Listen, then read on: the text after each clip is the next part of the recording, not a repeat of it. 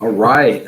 Let's do this one more time. We tried this the first time, and then we're 2.5 minutes in, and we get a notification that this is not live on LinkedIn. It's like, I think we should probably fix that. Yeah. And they asked how the experience was. Yeah, and so of course we're in a survey business, so we have to okay, let me provide a little feedback here. Do my part. Down. Yeah, that was funny. All right, let's see if we're live. Hey, if you can see us out there, please let us know. Give me the I can hear you. Hey, how's it going? Let me know if you're watching. I want to know name, company you're with. Give you a quick little shout out. We're going to get situated here. Let me see if it's live. It's live. Working on it. All right. John, you want to quickly give us a little rundown of what we're going to do today? To nobody? Well, there's nobody on Facebook, but they might be on LinkedIn. Oh, okay. We don't know that. All right. Yeah, we're assuming that they're here. Okay. Is there anybody out there? Yeah, so give us a post of something so we can see who's out there, who's listening. This isn't even working the second go around. Yes. But so the format for today is a kind of a sports debate rundown style. So both me and Ben, we appreciate sports. We follow sports. PTI, kind of the original godfather of this format. If we were doing PTI right now, who's Kornheiser and who's Wilbon? This is an easy one. Okay. Could be a trick question. Okay, I'm Wilbon. Because right. he used to have some pretty nice pocket squares. And you're Tony. Sure. I'm just an old cranky guy. Tony you're the curmudgeon now. All right, it looks like your stream isn't showing up on LinkedIn. This is likely a known issue. I like how this is likely a known issue. We don't know if it's a known issue, but it's likely a known issue. Great. They're working to fix it. Try ending this broadcast, creating a new one, or just remove the destination from the broadcast, then re-add it. Okay, so I can remove this, remove the destination. Oh, let me try this. There's one Facebook person out there that we appreciate you more than you'll ever know. You're 100%. Oh, we got 2. Identify yourself. We just doubled our viewership on the book. Love it. Leave us a comment out there. I want to know if you're out there. It would really mean a lot to me. Right, I'm feeling very vulnerable right now. Oh my gosh, I love it when you prepare something and it just all goes to crap. All right. There's 2 people out there on Facebook. Do we know about LinkedIn? We don't know about LinkedIn. Would I see it on mine? You would theoretically, you would see it. Oh, we lost half our Facebook audience. Hey, if you're on Facebook and you're watching this, please just tell me who you are. It would mean so much to me. You would be my favorite person right now. All right. Hey, Georgia. You know what, Georgia? You know what? You just made my day. Yes. Hey, it's just us 3 now, Georgia. It is us 3. Thank you. It's not on my feed. Thank you. Normally, your stuff goes to the top of my feed because of your reach. Well, and you would get an alert too, typically as well. So, Georgia, where are you today? Let us know. I'm having issues finding on LinkedIn. Yes, you and I both. It says that there's likely a known issue. She gave us a love. Appreciate the love. Could it? Could it be an issue here? No, because it's working on Facebook and it's working on YouTube. So of all the times, and it just told us all the times LinkedIn has a problem right now. Yeah, it's a conspiracy. In sunny Florida. All right, wonderful. Now, are you on the West Coast or East Coast, Georgia? Love technology. Yeah, right. Yeah, it's all good. It's all good. Multi-billion-dollar IPOs, and then this happens, and it's back in the Stone Ages. So anyway, so we got 2 people here. Let's see here, Georgia, appreciate you being here. Janet Turner, my girl. All right. Yeah, man. We're not on LinkedIn. We're only on the book. We're on the book. Well, some people think the book is bigger, but I don't know. Let's see here. Okay, we got Janet. Hey, Janet. Can I find you on LinkedIn? So glad you have the book too. Hey, yeah. Okay, so Georgia's by the Kennedy Space Center. Janet, you're also in Florida. Where are you at, Janet? I believe she's outside of Orlando or something. Mm-hmm. Hey, so Janet, Janet, when are we going to do one of these together? We got to do one of these. And then also, I need questions also for John, because we're going to try to make this work. So we going just Facebook? Yeah, I think we're gonna be on just Facebook. Locked out. I think I owe you another one. I think I owe you one, man. This is funny. This is great. Here we go. East Coast. Okay. Sorrento. Yeah, you're right, Orlando. I know. Well, you know your more network, people. man. You know your network. You know what I found though impressive. about this thing is like people make these videos and stuff sometimes, and they don't get a lot of engagement. Right. But I find because they're my friends, they just chime in. Right. You know, Janet's my friend. I mean, you have how many connections you got? 5,000 on LinkedIn. Yeah. 12,000 change. 12,000. Mm-hmm. I was way off. How many? I mean, obviously that's a lot. I mean, how many do you think you've actually seen in person? Seen or talked to, or like know their name, like know their face. Because there's a difference. Like I've seen them. I've been. I in the mean, if same you had room. 12,000, I mean, I get it. I'm saying half. Half of that. Maybe. I mean, you know, yeah. We got 4 people on Facebook. Hey, if you're on here, if you're on Facebook, please let us know. You are our viewership. So let us know if you're on Facebook here. I'm gonna guess Eric Scorzelli. He always comes through on the book. And I'm gonna guess Mark Gray. Let me see. Oh, one of them fell off. We got 3. So John, you wanna just So we're just going. Going. I'm sorry. I feel like such a failure. I failed you, John. A failure. I'm like John. I've got this really great thing going on. I'd love you to be a part of it. And you're like, let me clear my schedule. You know, I drove here, like 4-hour drive. Right. I know. All right, let's just roll it then. Let's do it. So we're going to. All right. Let's. Let's see here. All right. We're going back here to our banners. We're going to start the show. So we got some topics today, Yep, John. Yep. So number 1. What are we doing? Kobe. All right, Kobe. All right. Okay, sorry. So for people who wanted the reload stuff, just hang in there. Give us a couple minutes. You know, we wanted to kind of embrace this sports style rundown debate type show. That's why you're seeing the rundown there scrolling. Because of the sports theme, we wanted to address, obviously, the news of the last 2 days of Kobe passing away tragically. And, I wanted to bring it up because I get a sense that this story is really touching people in a deeper way than normal.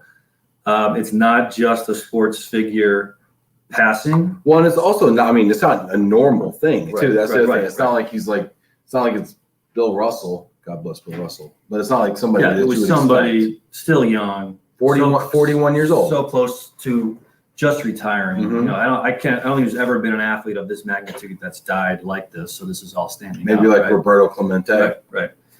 So what makes me connect so much to it is, obviously the fact that he was with his daughter, right? Yep. And so that's hit me hard. Mm-hmm. I have 4 kids. 3 of them are girls. My oldest plays basketball. I coach her team. So I just related to this intensely. There's many times where, we're just driving to practice by ourselves in our car. It's not a helicopter, but the same thing could happen. Right. So just has really touched me. I lived in LA for 5 years. I didn't know that. That's right. Yeah. So, going to USC, then I stayed out there. Mm-hmm. I was there during the height of the Kobe Shaq feud, right after their first 3 titles. After the titles, so the feud. Kobe was LA. Right? Yeah. And somebody phrased it on one of the shows I was watching, how so many fault lines in LA, racially, ethnically, economically, right? But Kobe kind of brought LA together, and I totally saw that. So just kind of a deeper connection I felt to this. Mm-hmm. And so Magic called Kobe the greatest Laker of all time, which I thought was high praise, obviously. The whole dad-daughter thing. I mean, I think that compounds it, because I think now, because if it's an athlete and they pass, I mean, that's one thing, but then when it's a 41-year-old and his daughter, and that's something. Yeah, that's something. Just can't fathom those last moments. It's just it's crazy. So So anyway, R.I.P. Kobe. Next topic. Reload. Yeah, Let's reload. get our timer going here. Reload. Okay, so we're gonna do the time. So we're gonna keep ourselves on a strict 5-minute timer. And John's setting the timer right now, and we will go. Reload. Topic. Topic number 1, Peggy Smith, right? Yeah. So you hosted the breaking news. Was it last week? Yeah, it was last week.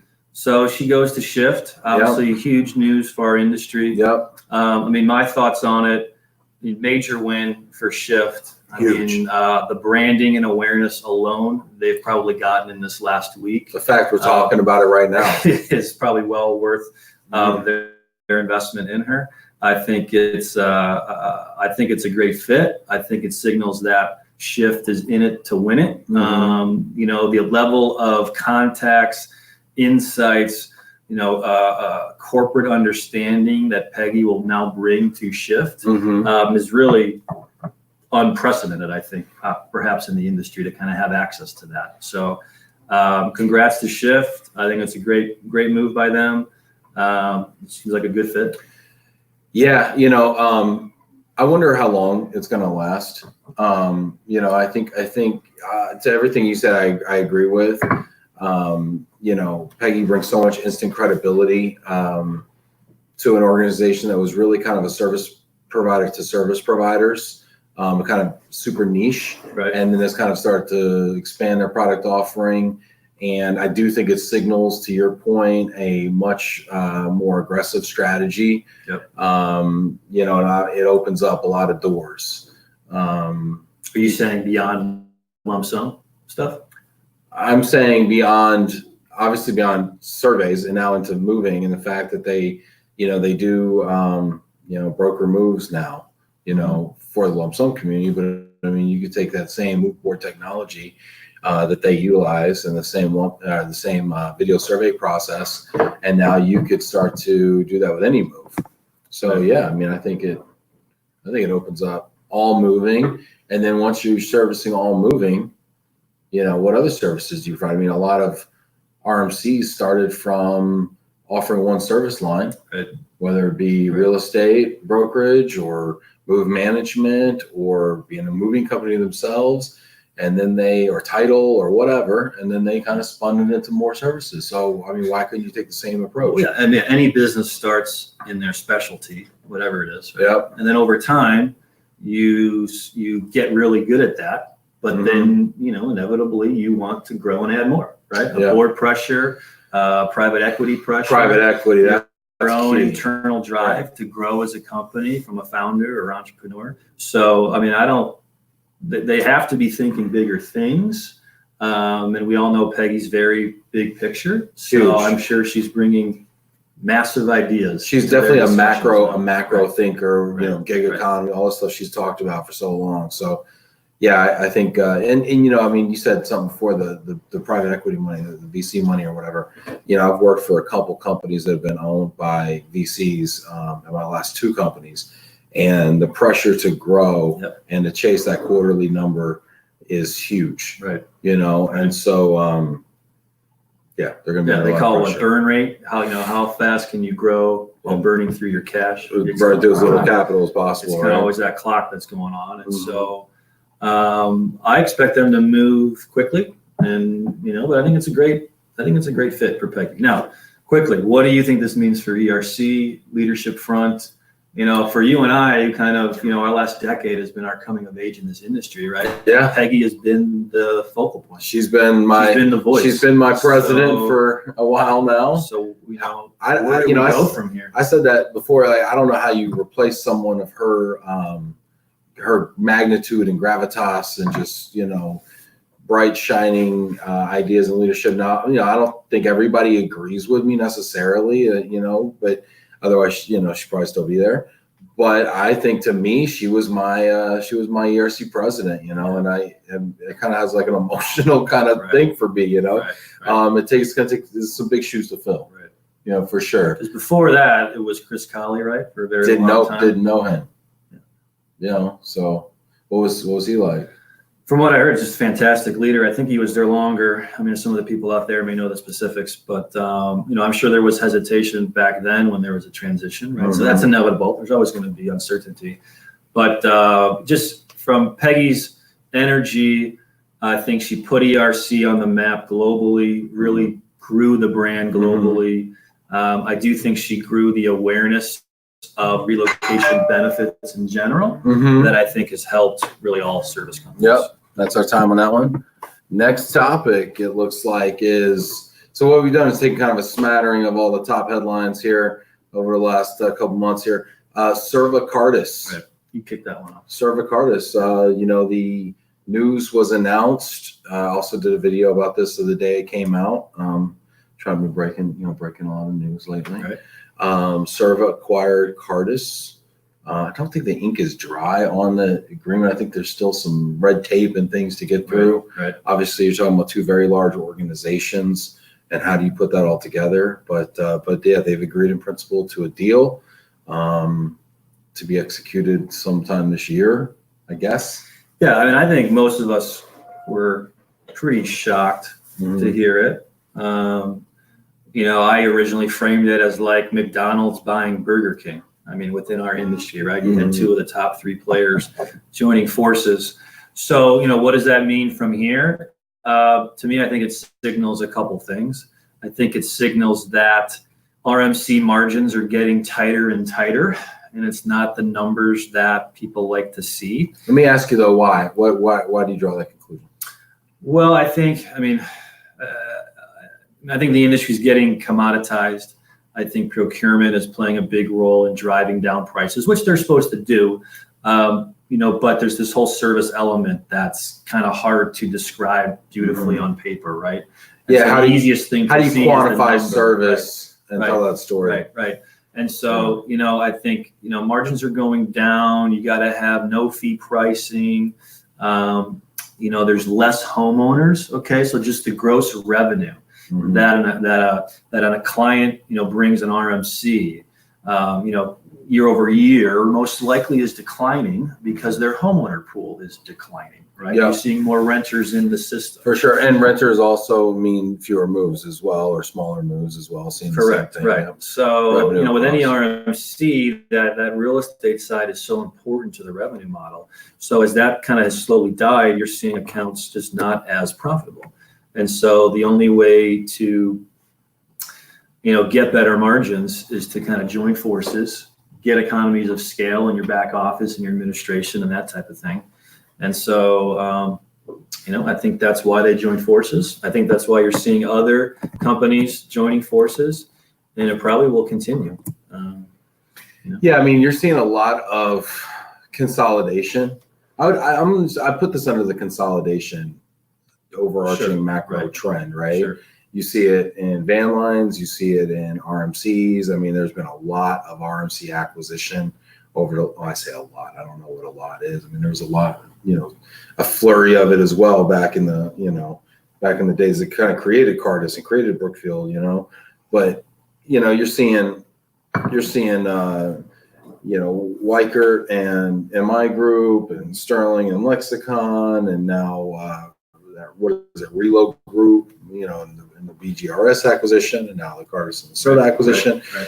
So I think you're just seeing a lot of that, and so that I agree. It's like, how do you capture the scale, economies of scale, and make more money on on the business that way. I think it freaked a lot of people out when you talk about, of let's say the three largest RMCs, two of them coming together. But if you weren't scared of one of them before, why would you be more scared of them now if you're a competitor?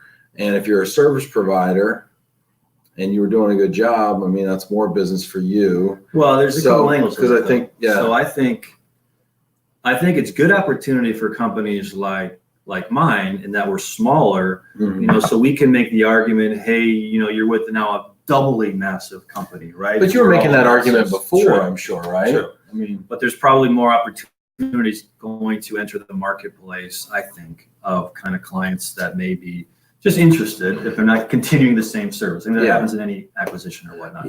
Yeah, I'd say if from an RMC standpoint, from a competitor standpoint, I would see the larger RMCs being more scared, right? Whereas there was a little bit of parity. Let's say Brookfield. Let's use Brookfield, right? Because I don't know anybody over there, so I can talk to them all I want.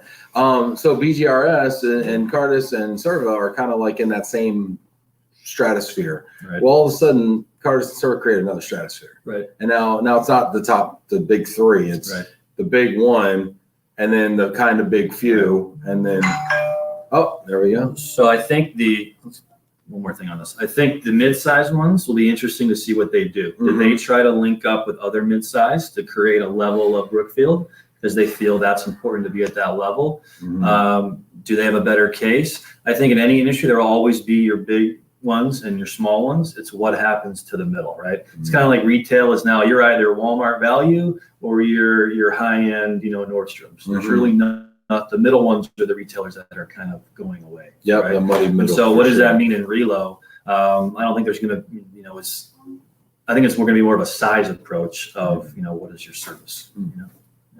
Cool. Next topic is, do we need to reset the timer? Next topic is tech.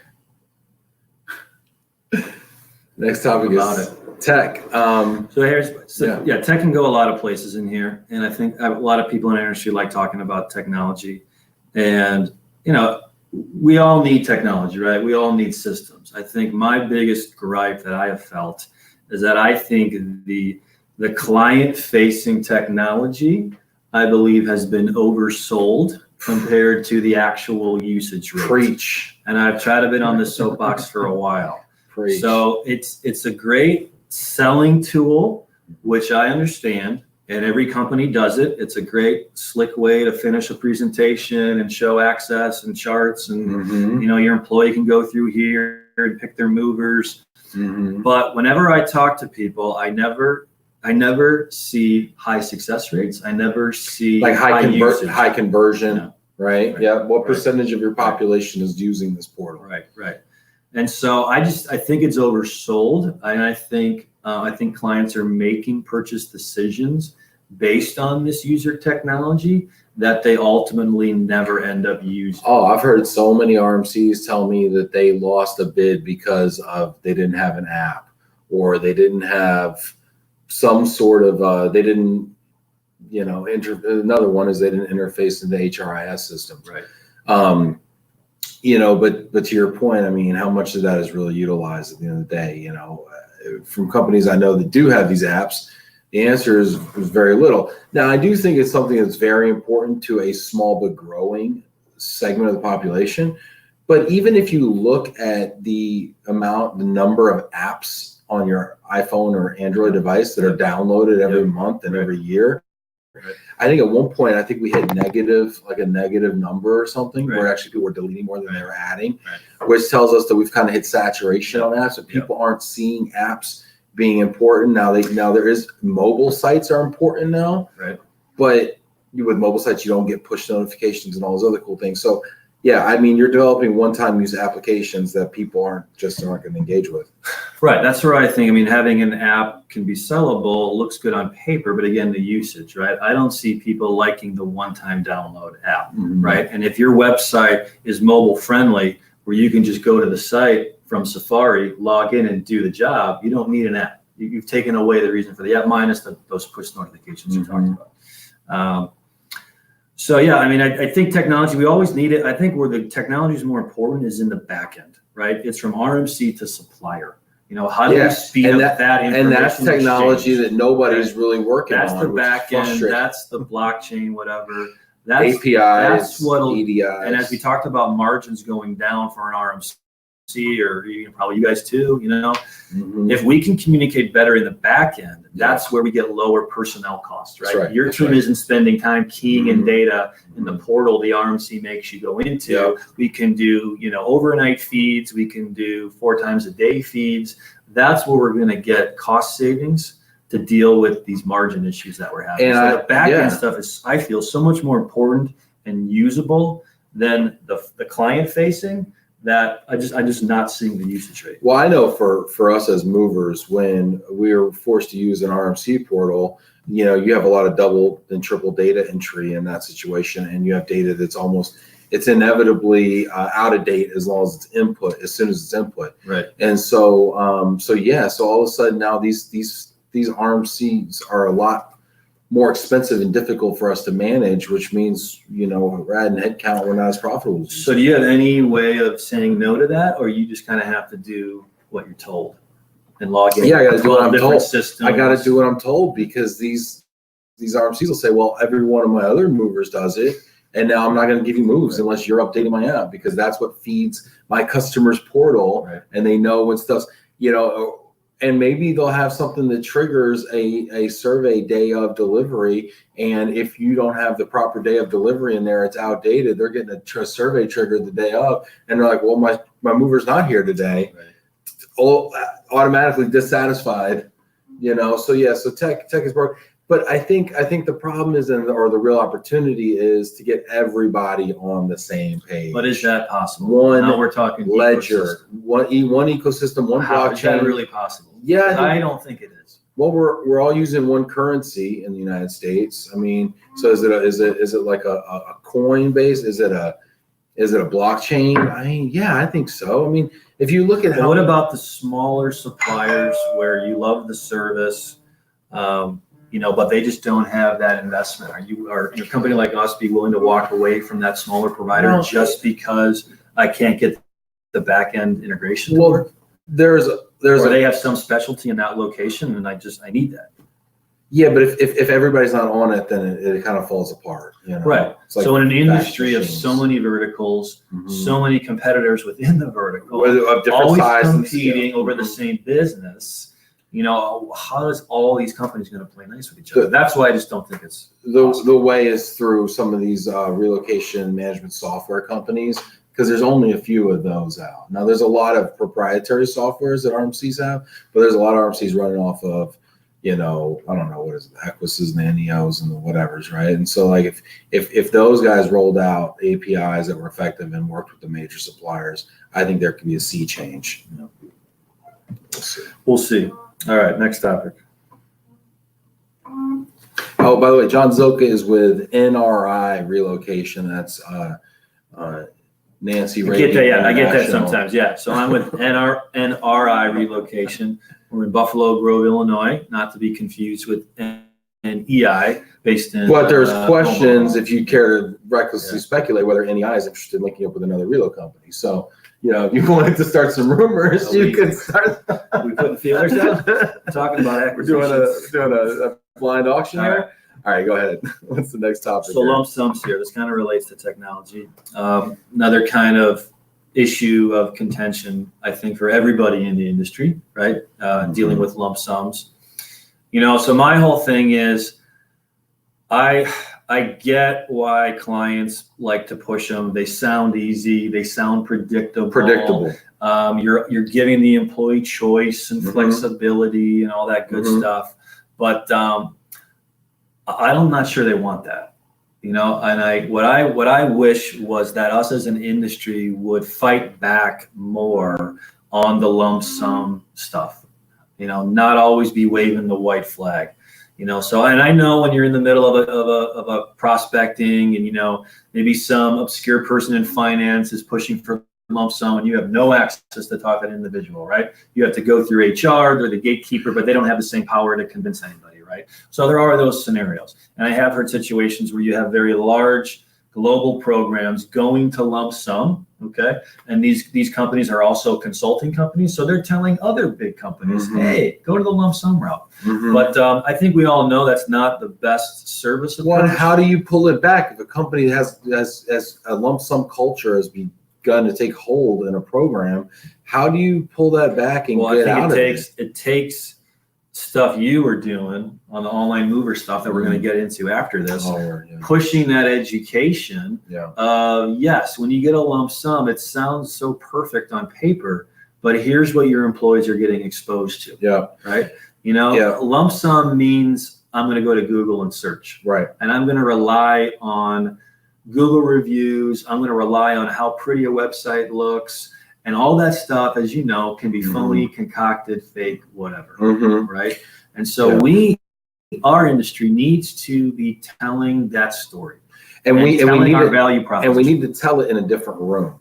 So we need to stop telling each other, because we're preaching to the choir, right, and we need to go to SHRM, Society of Human Resource Managers, and all these relo people need to start joining their SHRM chapters and getting involved there, so they can talk to the HR generalists and the comp and ben people and the people that don't really know better, and ultimately default to lump sum because it's easy. Right. And they need to start telling these stories that we're talking about right now, that we're going to talk about with these online movers, and educating people to the downside and the risk that's a part of it. Now, I also question, because, again, people always talk about lump sums. They're saying, what is it, half the moves are lump sum? And I don't know how they come up with these figures. But at NRI, we haven't seen that. So we've had none of our legacy accounts have converted to lump sum. Okay. It's a testament to the relationship. Of the prospects we get, I would say 10% of them are coming out of the gate saying, well, we do lump sum. Right. So I'm not seeing all this lump sum out there. Yeah. That seems to be out there based on what you hear at conferences, but I always sometimes question if we're all just kind of talking to something to make it true. Yeah, and then, or do you never see the lump sums because it was handled like a signing bonus, right, or a new hire bonus? Here's 10 grand, and we don't need to involve NRI and pay a file fee. Here's right, put it through payroll. Right. But I think where we can add our value is, people that want to go the lump sum route, we understand the cost predictability of it, right? But I think we have to convince people that at the end of the day, this is, in theory, we're offering that person a relocation benefit, right? So if it's relocation benefit, don't you want to make sure that they're actually spending that money for that reason, that you're getting that return, that the moving process, the relocation process is actually efficient and well managed. Yeah. And so we got to push for the managed approach. Yes. Using our supply chain. Let us handle it. We understand the cost considerations of a lump sum, but let's go through, what's your typical person, right? How old are they? Where are they moving to and from? Let me give you some numbers based on that we can kind of estimate what it will cost on an average basis, but let's be comfortable with the variable pricing that comes with when somebody moves their goods, right? Yeah. There's always going to be that. You don't tell someone in your medical insurance that, you only get up to here, and there's variability based on, family size, single, married. Everyone kind of gets variability in other benefits, but they're not. And if your clients demand predictability, you could just take their relo spend divided by the transferees and say, well, if you need a budget for it, it's going to be 17 grand. Throw that in the budget. That's what you spent last year per employee. So, because even if the selling or the solution is, okay, take your lump sum, go into this portal, and then we'll give you these suppliers, manage your move within that. Unless there's a guarantee that they must use those suppliers, which I don't think there is, right? That self-service portal from the RMC is competing with Google. Oh yeah, Google. You may have it. HR loves that you have it, but that doesn't mean the employees are actually using it. They're still going the Google route that has all the other great segue into online movers, right? So and you kick that off. Yeah, so now your employees are going to Google to find movers, right? And this is what we do whenever we want anything nowadays. And I'm not going to just bash employees or HR departments. This is how human beings work in 2020, right? This is key. Because a lot of times we sound defensive when we talk to a client, when we're just trying to eloquently describe human nature. We're trying to protect them, right? And this isn't like, mafioso extortion protectionism. I'm talking about, we're trying to actually protect them, because what will happen is they're going to go into Google on their phone, whatever, they're going to type in movers near me, whatever, and do this right now. If you're in front of a computer, you go on Google, type in moving. Okay. The first 3 or 4, because that's the positions that Google ads occupy now. Right. And by the way, I'm shocked at how many people click on the ads. I don't click on ads, but my mom does, my parents do, like a lot of people click on the ads anyway. So they click on there, and those are literally probably 75-80% of those companies are aggregators or brokers themselves. And of the aggregators, I'd say half of what goes into aggregators is sold to brokers. So my mother-in-law right now is doing a move from Staten Island, New York to the Poconos in Pennsylvania. She went on and got 3 mover bids. She got 3 moving companies she reached out to before she reached out to me. I guess I don't know why, but anyway, she likes clicking on ads, I guess. Anyway, and so she got 2 out of the 3 that she engaged with, that she got quotes from, were online moving brokers that didn't come to her house. Right. They were binding, but they were binding based on 2,000 pounds, and she's got 8,000 pounds. You know, they were like $1,500 or whatever to do an interstate move. I mean, you know, and in reality, it's probably a $25,000 to $3,000 move. So, and honestly, it gets a lot worse than that. She has a small amount of stuff going a short distance, but you know, I did a video on this earlier, and it's kind of buried in the feed, and I probably need to redo it. I would. I mean, it was the single greatest LinkedIn content I've ever viewed on it, period. I made my team watch it over the holiday break as an educational tool. Find Ben's video, put it back to your feed, replug it, whatever. Yeah. Spend 55 minutes, whatever. It's you and your colleague. Me and Angelo, who's the guy that goes into houses 2 times a day every week. I mean, exposing some dark web company stuff. It's crazy. That single greatest thing I've ever learned on this platform. Yeah. And so it's really, what it has done on the RMC side is give our sales team confidence that we know what we're talking about. Ammunition. About the problems with lump sums, finding your own move, the things that can happen, right? And so we got to keep exposing this because, you know, we're going to get to Reload Future, but, you know, there is no industry if everyone is lump sum, self-service, do what you want. That's right. If we have to compete on every single move against Google, this industry will die. Yeah. So we have to educate these corporations, HR, finance, stakeholders about what's out there. Now, sometimes you do a moving broker and it's fine because you get the good one, right? But you phrase it, is it a 50-50 proposition? Is it 80-20? You know, if you're GE, are you really going to risk that? You know, the good moving brokers are RMCs. Right. I mean, RMCs carry moving broker authority, and they do it per contracts, and their movers are bound to 110%, and they're vetted. And trust me, they vet the heck out of us. I mean, we come in here, you know, do 3 sales presentations before you got to win 5 awards before we even get onboarded, you know. Meanwhile, these other people are just hanging a shingle one day, and then next Wednesday they're, you know, Sunbelt Moving Company, and the next they're Jupiter Moving Company. And so is there a running way, out of houses in Staten Island? I looked them up. Is there a way, have you ever tried to educate a corporate client with the content from that video? Have you been able to figure out a way to articulate that without sounding, you know, bitter, resentful? Like, how do you, because sometimes it's such a big sell that they don't believe you. Well, they cannot believe me, but you know what I do? I put my phone, I say, give me your phone number. Give me your cell phone number right now. I'm going to put it into the internet, and I'm going to show you what happens. And then we're going to get them on the line. And as they're talking to you,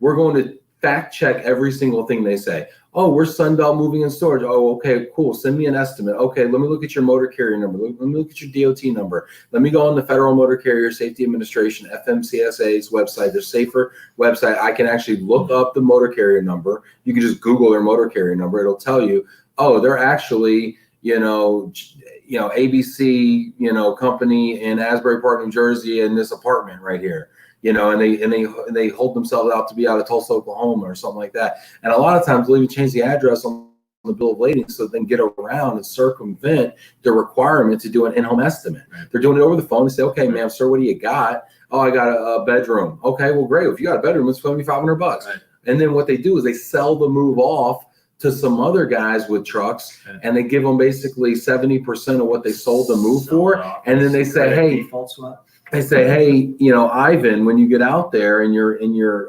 Penske truck, you get to charge whatever, you know, it actually weighs. And that's just real life. So we had a recent transferee. It's a client of ours. It's a self-managed model. Okay. We present some suppliers that we have vetted, we think would be good resources for this profile of a transferee, but it's not required, obviously, because they're getting a lump sum. They can do, you know, they can do what they want with it.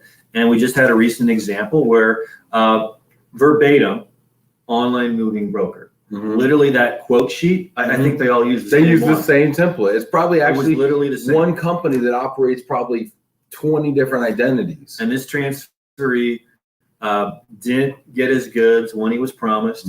He was spending the holidays on folding chairs with family in town, couldn't get access to his goods because of some technicality.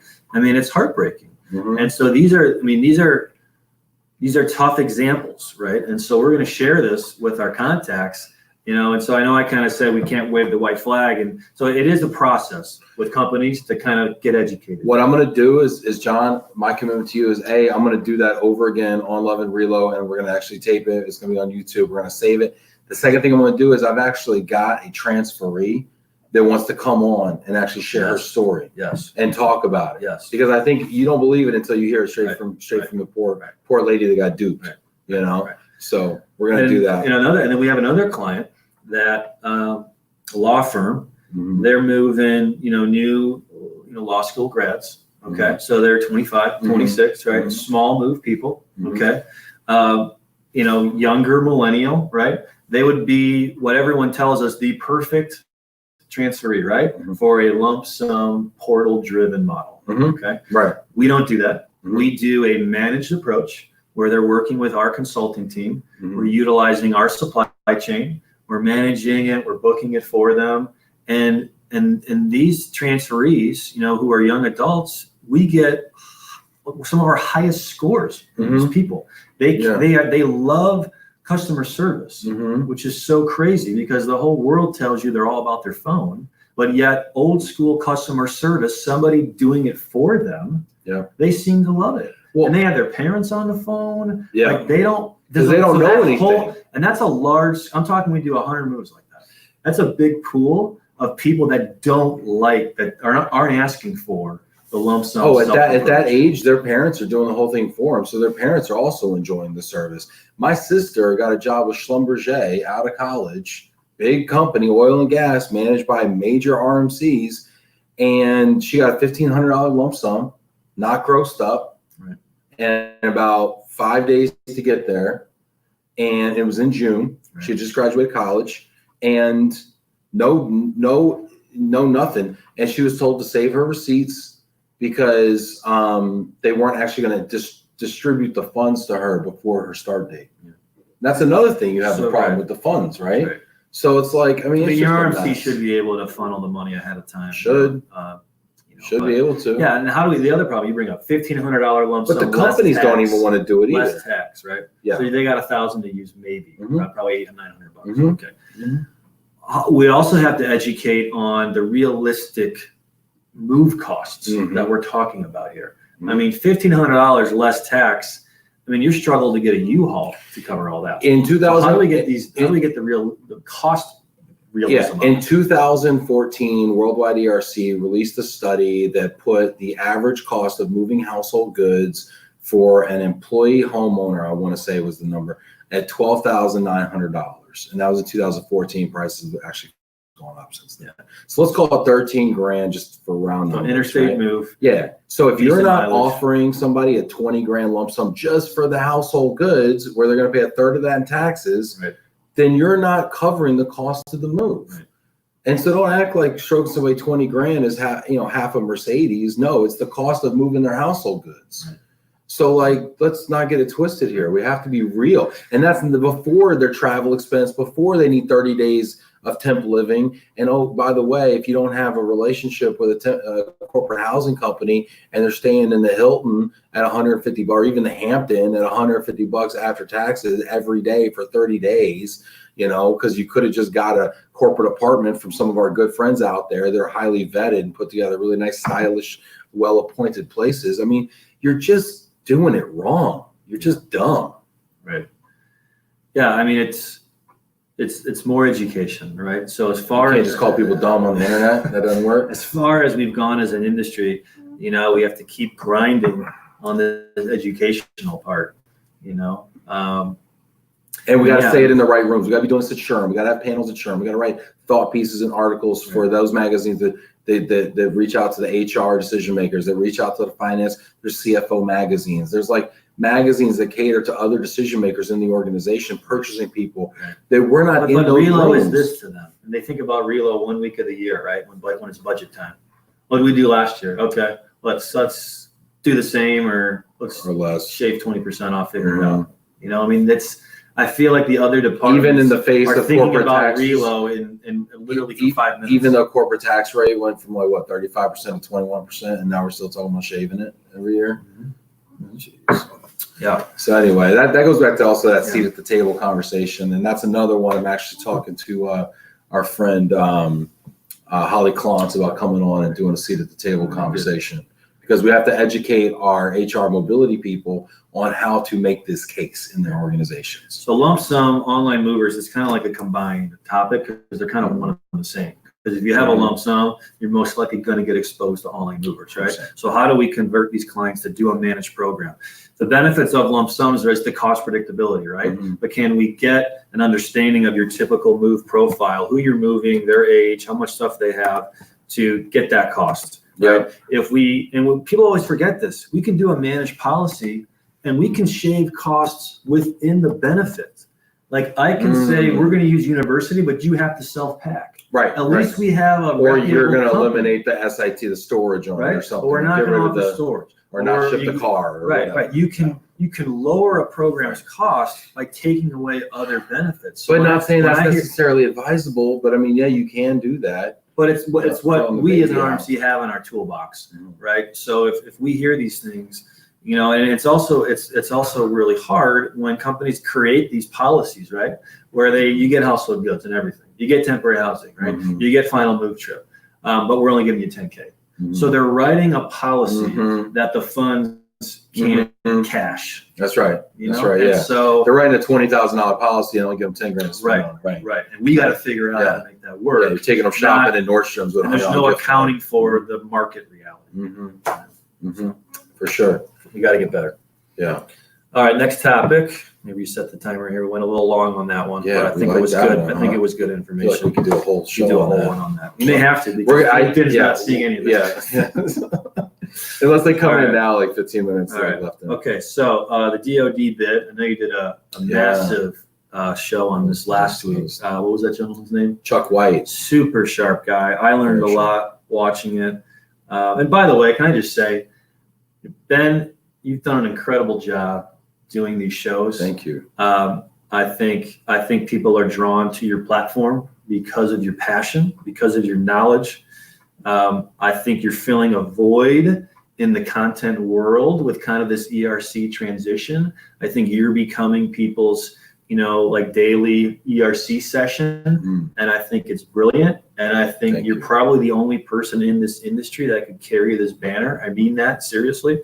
And so I don't know if you can like on Facebook, you probably can, but give this guy a heads up, tell him how much you appreciate this. He's spending a lot of time putting this together, and it's amazing content for this entire industry, and it's great discussions that we're all having. So I just wanted to say that, Ben, I think you're killing it. Thanks, brother. That means a lot to me, man. So anyways, you had the DOD film last week over here with that guy. Chuck White, brilliant hour and a half with him. Hour 24. If you didn't see that one, go back and get it. Personally, I mean, I'm consuming Ben's content like I do really any other podcast. So it's in my car between commuting. My kids might be, playing or doing homework. I'm fixing dinner with my wife, and I got Ben's video on in the background because I'm washing dishes. Oh, save me some, man. Listening to the DoD bit, So I'm putting my baby to bed and like having my earpiece. So I'm consuming this like any other podcast, and I would recommend everybody do the same. Yeah, we are going to start. Incredible information, and it's such a deep dive that I don't think ERC sessions ever get to. That you're bringing to the table. No, because by the time the ERC session we're going off here on that. This is a Ben topic. And no, thank you, brother. And no offense to any ERC or any association, but if you do a half-hour breakout, a 45-minute breakout, I mean, we're just getting heated up here at minute 30. We're up to 4. And by the time you get done reading bios and getting everybody comfortable and settled in, it's over, right? And so anyway, so we get deep, and so thank you. I appreciate that. It means the world to me, man. So DOD. So I got some news for you right now on that, okay? So as we speak right now, checking my phone because I'm getting updates and whatnot. But as we speak right now, the final 4 are meeting in O'Fallon, Illinois at Scott Air Force Base. The IL? Yeah, Here? We're close. IL. We go down there right now. Should we broadcast live? when the bid comes out, I may be live at Scott Air Force Base, or at least at the gate. You know, I don't know if I can get in. I got to be declared. But it's insane. It's near St. Louis, so it's probably 6 hours. 6 hours. We could do it. Road trip, reload road trip.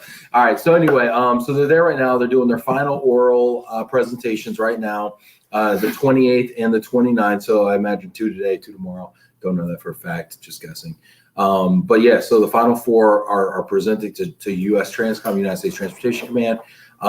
We are expecting an award in April to commence service on the 2021 season. And so that's kind of the status right now. Okay.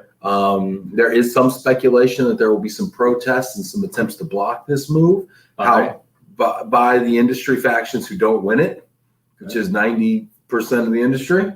Okay. But I believe that to that point, whoever wins this, I mean, they're going to have capacity struggles, right? Nobody is presently constituted can handle this program. Okay, so they're gonna. So even if you lose, 200, they may have to back office you anyways. So are we really just shuffling the deck of who's on top and who's down here? We are shuffling the chairs on the Titanic right now. But what's interesting about the shuffle is it impacts everybody, right? So depending on who wins it, you know, your carrier base might be reliant on military over corporate. All of a sudden now, a van line that might have been 90% corporate, you know, might find themselves winning this contract and become 90% military like that, and all of their clients who, you know, they've been supporting now all of a sudden have to go find new suppliers. So do I want, if some of my van line partners, their agency are a part of this, and I don't know who the final 4 or what conglomerates came together, but do I want my partners to win this, or is that going to affect me if they do? I don't believe you do want your partners to win this. If you're into the status quo, which I think a lot of us are, I mean, even us progressive folks are in the status quo, you don't want them to win it. You want to keep things the way they are. Yeah. If they win it now and they say, you know what, gosh, what they do, they probably wouldn't fire you. They would just be like, hey, your rates just went way up. And then you'd go out to the general marketplace. And as you're scrambling, there's all this unleashed demand in the market, right? Everybody like you is doing the same thing, trying to find trucks, right? All of a sudden there feels like there's a lot more demand because it's scattered and it's unorganized. And that creates the prices for everywhere it goes up until everybody settles in and gets a new chair to sit in. And then everybody chills out and it comes back down again, right? That's the way I would look at it macroeconomically. Now, we haven't seen van line prices be that elastic in the past. In fact, we only had our first major industry-wide rate increase about 2 years ago, which hadn't happened for like 10 years prior. So we're not super elastic like that. Our pricing guys aren't as sharp as other industries like the airline industry, the hotel industries that have finite fleets. But yes, you will see the price movie go up, I predict. So this decision comes down. When you add that to the whole Serva-Cardis merger, right, and the whole your company, North American, Allied. Well, I don't own North American Van Lines, just for the record, because I don't want people to get the wrong idea. I work for University Moving Storage. We're an agent of North American. Right, of course, right. Okay, but you got 2 large RMCs coming together where there is a van line arm that's related to one of them. Yeah, I see your point. Serva is a holding company that owns an RMC, owns a mortgage company, owns 2 van lines, 3 van lines, if you count global, owns Smartbox, owns, you got a lot of holdings. You got some large RMC capacity that might merge, and certain agencies may be promoted over others eventually in that whole deal. And then you got what happens with DOD. Like we got 2 like Jupiters coming at each other capacity wise. If what you're saying, I'm gonna rephrase what you're saying. What I think you're saying. You're saying if Cardis and Serva merging means that Cardis now places all their tonnage or a lot of their tonnage on North American Ally trucks. Correct. And the DoD is won by, let's say, the consortium of Unigroup, Atlas, and Sudeth. And all of their trucks get taken by, then who's left to handle the corporate business? Things, right? Then who's left to handle the corporate business? And the truth is, the people without a chair, or the people who have trucks now are the independents. Because what people don't realize, what a lot of people in the corporate relocation space don't realize, is that a lot of the capacity in the DoD market is through independents, not affiliated with the major van lines. Major van lines, agents affiliated with major van lines in order to get backhauls and things like that, and get people to haul their corporate tonnage all over the country. However, an independent relies on a military move management company, such as a TMM or a Tier 1 for that function. So they don't need a van line. Plus, they don't have to pay a royalty to a van line either, which a van line agent would, in addition to what the move management company takes out. My point in saying that is, now RMCs would, in that scenario, which is a lot of things would have to happen for that to happen. And I don't necessarily think that will happen. But if it did happen, you would be going out and looking for a lot of independent moving companies. Okay. And I think those are the people that lose a lot in the near term, because their biggest customers go away, like the TMMs and the Tier 1s. But they can hold the fort. Or there may be a rush for these independent agents to join a van line that either wins the contract or doesn't win the contract. And you're already hearing some van lines are having finding it easier to recruit independents. There's actually been a move away from being van line affiliated into the independent market by some majors, but I think you're seeing actually kind of going the other way as people are looking for safety and security and joining van lines to make sure that they're a part of the business. Okay. So it's really an interesting time. There's a lot of flux going on. Cool. All right, next topics, kind of one and the same. So this is more for the service providers out there. The sales cycle in our industry, RFPs in our industry. We seemingly are getting more and more RFPs regardless of program size and volume. We got trickle down RFPs in procurement. So we're seeing, 10 move accounts where we're doing a 50 question RFP. So that's not going away. So, your thoughts, what's your sales cycle as a mover? On the RMC side, if it's a prospect that has, depends on the RMC. Yeah, right. If it's, it depends on the client. So if it's somebody with an immediate need, you can close pretty quickly. If it's something and they don't really know that there's other of us out there, right? Not every corporation knows there's 50 different RMCs and all these different temp housing and moving companies. Right. So if they find you and they think you're the resource, we try to go really quickly on that, obviously. But other ones that take a little bit more time, where they're just starting out, and when they go through an RFP process, we're seeing it's a 1 to 1.5 year process to kind of go through. Once they decide they want to go to bid, and then going through the bid to the award. Right. Wow. Right. And then typically, for people that don't know, a corporate RFP, you're talking anywhere from a 50 to 100 question document, a Q&A period, obviously. There's an initial round, then there may be follow-up questions on specific move scenarios to do cost estimates and pricing, and those can get really detailed. Then there's a final round where you actually do your in-persons and you come in, and then they deliberate. And normally RFPs, they give you a timeline in the beginning, but normally they don't hit those timelines. No. Because unless they're mature kind of ERC clients that kind of know what to ask, and they've been, and the people involved on the corporate side have been doing this every 3-4 years, they kind of know what they're getting themselves into. But if you're a more emerging corporation, let's say, who's new to the RFP process for relocation services, I think they're underestimating the avalanche of information they get when they ask these questions. Well, they shouldn't ask so many questions because they didn't want the avalanche. Well, and their timeline doesn't line up to the amount of information they're going to get. and at least and how they sort through it all and have to digest. I don't think they have any idea the amount of information they're going to get. Well, and at least from the RMC side, I could be different than others, but I mean, we want to leave no stone unturned. You know, if somebody doesn't see, because we didn't write it in the response, we don't want them to assume it can't be done. And so you always want to make sure you're offering, you can do all of this, but that creates length. Because you don't want to lose because you didn't have this and they have, well, I just didn't include it, I do it. Right. So, and I think there's also some philosophy around RFPs where when you're responding to it, you want to hit people with as much, and like there's almost like a pride, a sense of pride that comes with putting a book together that lands like, and then there's like the heavier weight, the more I care about you. Like, here you go, here's how much work I put into impressing you. You know, I hope you like it. Right. And you know, the trick to that, right, is use thicker paper, by the way. Oh, good. Yeah. Bigger spacing. Yeah. It's just like college, guys. It's just like senior at college when you're checked out and you got to write a 20-page paper. Well, you know what I love doing on the Q&A parts? I love asking, is there a word count limit?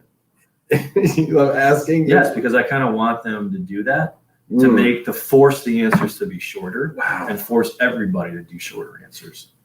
Wow. Let's for a second, I want to go somewhere with this. Let's reimagine how the RFP process should be. Okay. Because I think we all agree it sucks the way it is now. I think it should be, you're talking a company who's totally naive. Let's say they're looking for mobility services. All right, so I think they're gonna go online and search to find the companies. They may go to directories, they may go to HR forums, or there's their, I'm sure, where they can post and get, you know, who's a good relocation company. So they're networking and searching to find things. Right. So they do these first companies. They should do their own due diligence on the companies themselves first. So look at their website, look at their LinkedIn, try to piece together how big they are, you know, based on, you know, how many LinkedIn people work there, right? You can kind of get a fair gauge of a company. But naturally I would say that, hey, more people is better, more is more. But I mean, I don't think you necessarily believe that, right? So well, I don't, yeah. Yeah. So right. and I've also they should do some pre-vetting. And I've also heard from people who have gotten into the RFP process and they're like, they're dazzled by the salesperson. And trust me, as a professional person dazzler, I get how that could happen. Right. You know, you get Jedi mind tricked over here, you know, and then all of a sudden you get handed over to ops, right. You know, and it's like, you know, totally different world, right? And then you're back out to bid 3 years later and some other dazzling salesperson hits you, right? And so I don't know if that's the, you know, fault for marketing and websites is kind of dangerous too. That's very dangerous. And you want the procurement professional, the HR, whoever the stakeholders are, to hopefully, you know, understand that. But I think they should do, before they even submit questions, they should identify their companies. I think they should do an hour phone interview with the company. And I think they should ask for the lead person, which is normally sales related. But I think they should also ask for an operational lead. Okay. Have them both on the phone. Yeah. Okay. Maybe it's video, whatever, but there should be some human to human interaction to get a feel for the company before you ask them to answer 50 questions that you're then basing your view of that company totally blind and totally based on the written word. Now, if there's relationships already that led to this RFP, that's a whole different process. And I'm talking about the naive new company. And I would ask questions like, tell me how most RMCs, or tell me whatever the service provider is, RMC, moving, whatever. Tell me something I need to know about doing business with these types of companies that I don't know right now. Right. Educate me. Give me insider information. Tell me how people in my position often screw up and make a mistake. You know, I'm asking those types of questions because if I just say, okay, well, tell me about your company, then I get some long, drawn out, or carefully architected story about whatever. And at the end of an hour, I don't know anything more about how my business is going to be handled than I did before I started the call. So, I like to ask questions that throw people off and try to get genuine, candid answers. I would also say, you know what, in lieu of answering 100 questions, answer these 10. Give me 10 references that I can call, and I'll call every single one of them. And I'll just be like, how's your experience? Are they responsive? Are they, whatever? Would you trust them, without budgetary oversight? Like, what's their integrity like? Right. Like get to things like that, Right. How long you been doing business with them? How well you know them? Why did you choose to use them? You know, if you weren't going to use them, who else would you use? Right. I love this question too. I thought about this the other day. Asking somebody, and I don't know if this pertains to RFPs or not, but asking someone in sales or that represents a company saying, if I could choose any company in your industry that wasn't you, who would I choose? Who should I choose? I would love, and then if you asked 100 salespeople that question, and the answer that you got the most is probably the company you should choose. Wow, that's inside baseball stuff. That's smart. That's inside baseball. Timmy Kirchin. Timmy.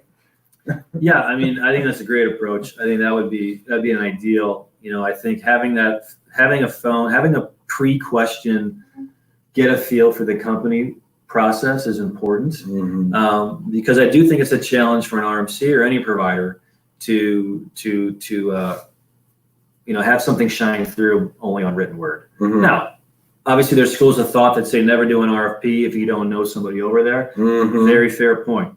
But not all RFPs come in that way. They come in through, we found you, we're doing this, do you want to be I got a funny story. I talked to a corporate mobility person the other day, and they were telling me that they sent an RFP to somebody that they had known through a regional, and that person came back like, well, we're not going to be bidding on your business. And they're like, well, okay, if that's how you feel. And they're like, well, unless you want us to. And so they're like, well, I sent it to you, didn't I? I thought we had a nice conversation at the last meeting. And well, I mean, if you want me to, I'll do it. But I mean, it's like, so people get weird about this. Oh, I'm not going to bid on anything unless I know why they're going to bid and who else is at the table. So it's yeah, weird. I mean, we've done a nice job as a company kind of getting ourselves in a good position online. So we're getting interest from companies that are going through an RFP process. That's important though, that Google search too, because people do it for corporate providers as well. And so we always ask for that. Can we talk first to start that relationship? So we're never answering something blind. So we may not have known somebody there that got us the invitation, because not all corporations are at ERC or out there. They just kind of find you, and you still want to go. I will not fill out an RFP unless I can meet with you first. That I promise. That I will do. And I've also started doing. I also will not respond unless you guarantee me you will give us feedback if we lose. Ooh, I like that.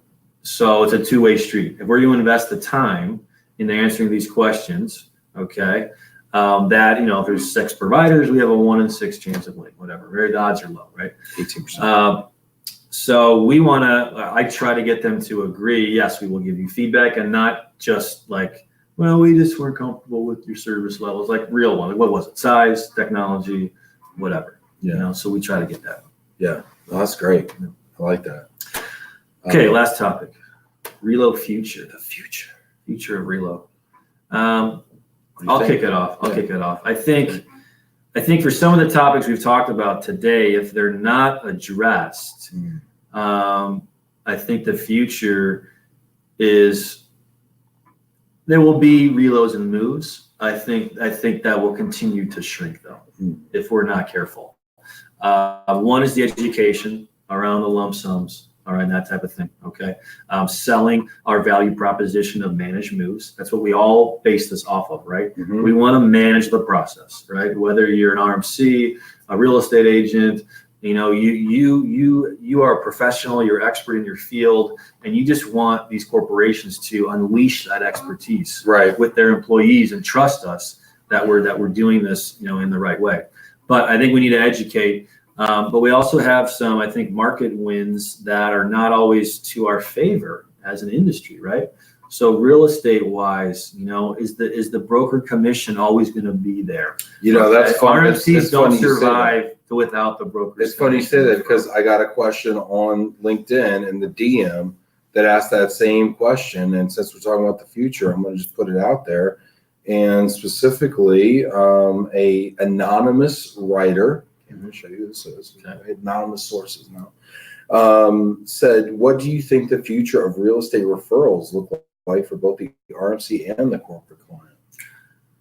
Well, the RMC side is going to go however society goes, right? So if these, 1% broker fees or these online, bids, online buyers, iBuyers, without the same commission model, that's a serious problem for RMC. That's like the online moving broker version for real estate. Right. Right. Yeah. And however society goes, I mean, we really can't stop it. How the consumer goes is what's going to drive this eventually, right? Right. If the consumer mindset, the everyday mindset is we do real estate this way, then that trickles down to the way we would do it in a B2B, B2C situation, right?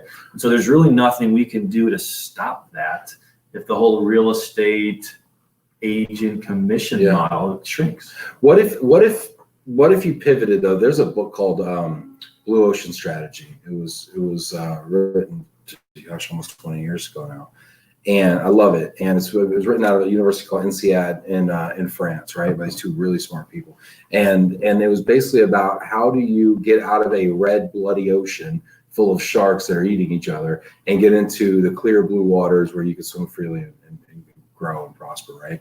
And they looked at companies like Yellowtail Wine, right? And what they did is they actually did like a value, like a strategy diagram, right? And it's like, okay, Yellowtail is going to have low cost. It's going to have high differentiation because they have different colors for each flavor or whatever. It's going to be super accessible. It's like, it's going to be low in some things and high in others. And my whole point in saying this is, what if we looked, instead of saying, crap, our business is shrinking. Online moving brokers are eating us alive. 1% in iBuyers and stuff is eating real estate alive. And lump sums are boiling our lobster of an industry, right? And what if we instead said, well, how do we, instead of trying to keep corporations paying for managed relocation, what if and is there a play for managed relocation with consumers, where you say, oh, Jane Doe, you're moving interstate.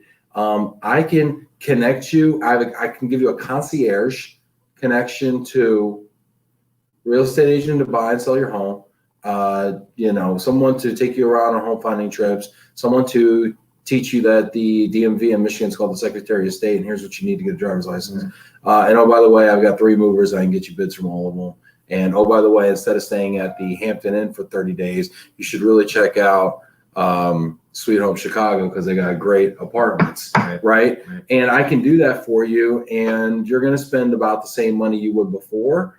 But now you have a highly curated approach, and you have a plan, and you have somebody by your side, and you have vetted suppliers. I mean, not a bad value proposition. So a total pivot from B2B to meeting the B2C.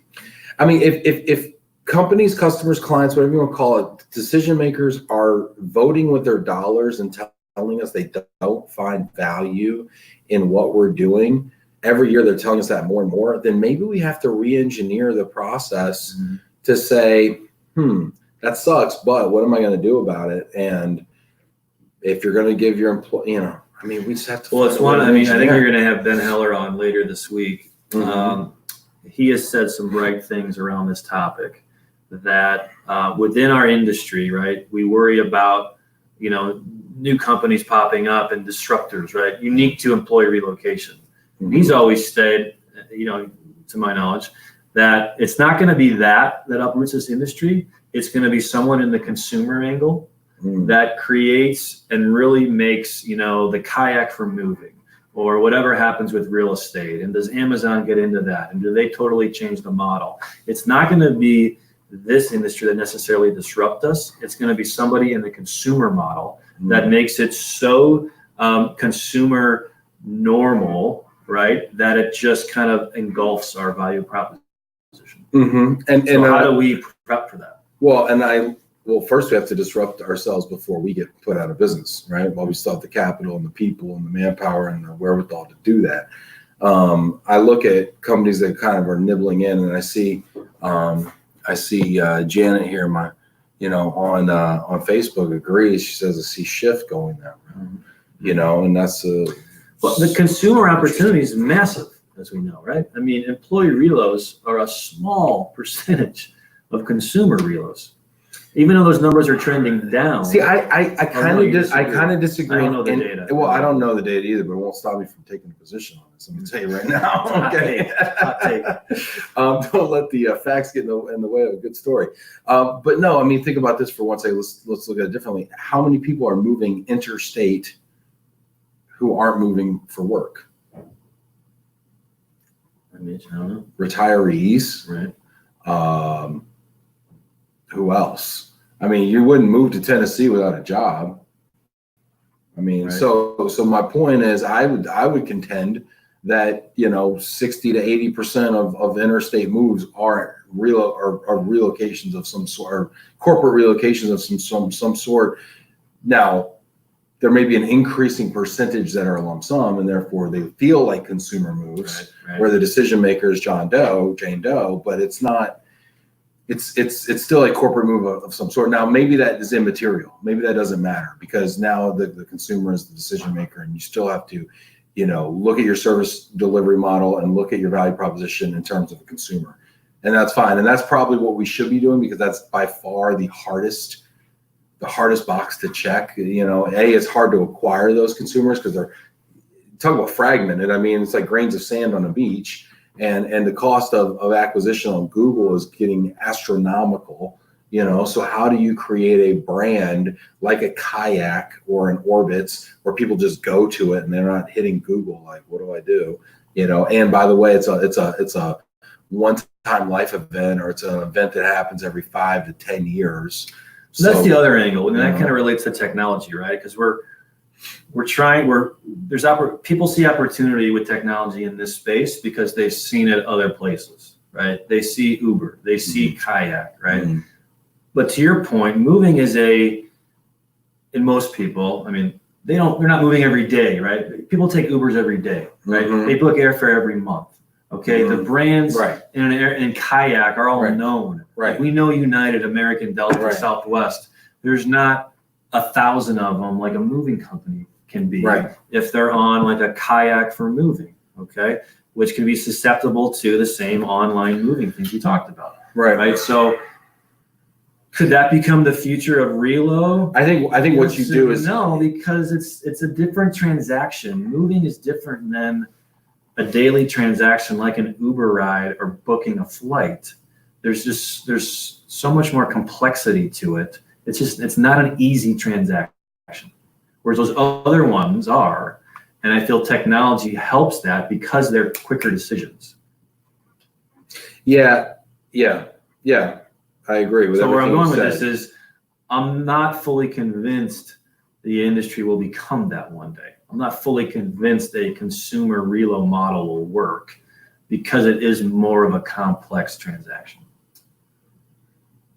Yeah, but it can be simplified. I mean, there's a lot of nuance. I mean, I'm trying to compare this to something else. I mean, what else is nuance like that we've seen simplified through proper, automation? I don't know if there's an app comparison or not, but I mean, planes fly themselves 90% of the time on autopilot. I mean, that's pretty complex. Driverless cars. I mean, if you can make a car drive itself, you can automate somebody's move booking process and real estate selection. I mean, you got iBuyers right now buying houses online sight unseen due to algorithms and a couple pictures. I think if you can do that and with hundreds of thousands of dollars on the line, then you can probably convince them to do the other parts like a move. Plus, here's the other thing: consumers often think it's easy anyway. And perception is reality. So if they think it's easy, then they're not going to be skittish about just booking it online. I mean, look how many people book a mover over the phone and never stepped foot in the house. The reason those guys are winning is because they're making it easy. They're just like, yeah, Miss Jones, you only have a couch. Sounds good to me. Here's your price for a couch. Let's book it now. Save you $50 because I have a truck in your neighborhood. And they just make it that easy. I mean, I worked for companies and call centers that booked 100,000, containers a year for long distance moving. And our average handle time was 6 minutes and 40 seconds, and our average transaction was about $2,000. And at the end of that phone call, it's MasterCard or Visa, and we're booking that order right then and there. So I mean, I think it can be easier. I think we make it'll be interesting to watch where the whole consumer side goes. It could go many different ways. I think, in my opinion, though, I think the evolution will happen slower than people think. And I think companies that have gone technology into space, I wonder if they can hang on to wait for that mass change. Well, I'm going to ask you 2 follow-up questions. So you said you think the evolution will happen slower than people think. How many years will it take? I mean, I have no idea, but I just think Throw a it'll number take out there. longer. Humor me, because I got a second question that's even better. I mean, to get to what state? We're all out of business and people book through one centralized aggregator. I mean, I think 20, 30 all right, years. 30 years. Let's say it takes 30 years. How many years into it are we? Are we halfway? You know what I mean? Because I mean, I think we all agree that lump sum's been something that's been going on for 15 years, probably. You know, where we've been migrating towards it. You know, and maybe, you know. So my whole point is, Remember, look at this. Like we're 2020, right? Yeah. Remember in the year 2000, like 2020 seems so far away. Dude, in the year 2000, I was applying for colleges. I mean, not really. I don't remember much about 2000. I remember I was. I just think Y2K was going to end us off. I just think it will take slower. Like I'm not a believer that driverless cars and trucks are going to happen in 5-7 years. I just don't see that happening as fast as they say it does. Okay. Maybe I'm naive. And obviously, there's some companies doing it. In terms of, I'm talking about it becoming mass consumption. Yeah. Like the prevailing thing. Right. Not we have some, unique people that are doing it. I'm talking mass approval. Yeah. Yeah. Well, I think that's a good place to probably end it on here. I guess we got a couple of questions here. Might as well, let's see here. Oded Carmi, thanks for hanging in there, buddy. Oded has a question for you, John.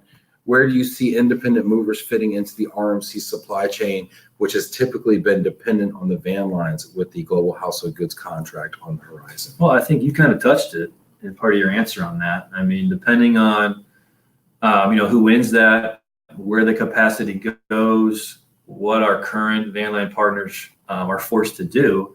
I mean, we got to find capacity, right? So we have to find an ability to service these moves.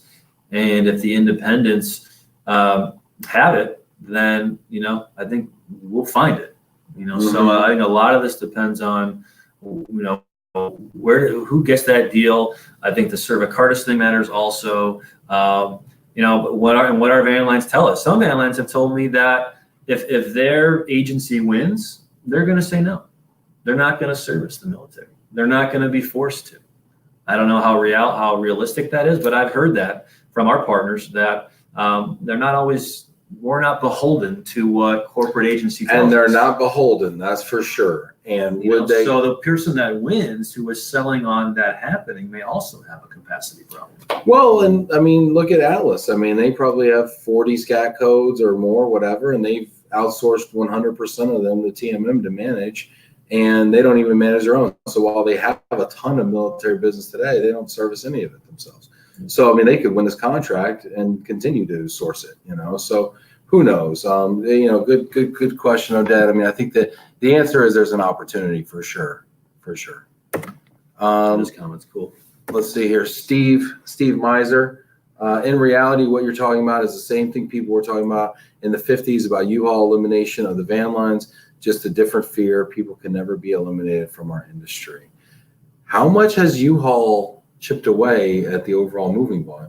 There used to be a time, John, when we sit down around the fire, boys and girls, there used to be a time where the only way you could store your household goods was in a moving and storage warehouse, which, by the way, pivoted from ice storage and other types of furniture storage.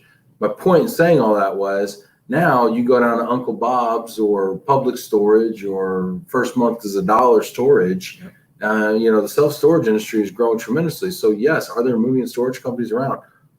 For sure. Are there as many? Probably not. Are there a lot more alternatives? Yes, there are. And then what is left over, is that enough to sustain the infrastructure? I don't know, Steve. So I mean, yeah, you're right. I think there's always going to be a need. I say always. I can never say always. Right? But for the foreseeable future, there's going to be a need for the professional, van operator who Paxton Hall's household goods, especially for VIP clients, for clients like John's company. But is it going to be the norm or is it going to be the exception? And I think what we're seeing is it moving from the predominant mode to the exception. And I mean, that kind of scares me as a person that sells the services. But great comment, Steve. Let's see if we got any others. Janet in here, Steve. Yep, Steve saying it raises the demand for top tier operators. Yeah, thanks Georgia for hopping on. So yeah. Anyway, John, this was a lot of fun, man. This was good. I enjoyed it. Thank you. Thanks for We're hanging in gonna there. do this again soon. Yeah, thanks for hanging in there. If you like the format, let Ben know. I'm trying to rapid fire, do a bunch of topics. Yep. I know, not a huge drill down on each one, but we do touch a lot, Mm-hmm. and you save your drill downs for Mm-hmm. other ones. But Yeah, this is great. Thanks everybody. Take care. Love and Relo. Out.